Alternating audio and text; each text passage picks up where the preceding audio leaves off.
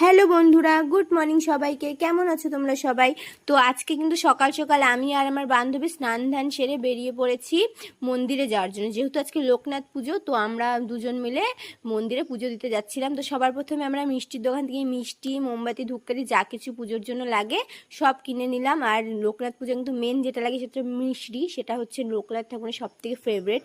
তো সেটাও নেওয়া হয়েছে। গিয়ে আমরা দেখলাম সেখানে অঞ্জলি হচ্ছিল। তো সবার প্রথমে আমরা অঞ্জলি কমপ্লিট করে তারপর আশেপাশে যেখানে যেখানে মোমবাতি ধূপকাঠি দেখানো হচ্ছিল সেখানে মোমবাতি ধূপকাঠি জ্বালিয়ে তারপর কিন্তু আমরা যেহেতু এত দূর ট্রাভেল করে গেছি আর পুজো করার জন্য আমরা উপোস ছিলাম, তো আমাদের কিন্তু প্রচণ্ড খিদে পেয়ে গেছিলো। তাই দেখলাম সেখানে প্রসাদ দেওয়া হচ্ছে, তারপর আমরা একটু করে প্রসাদ খেলাম।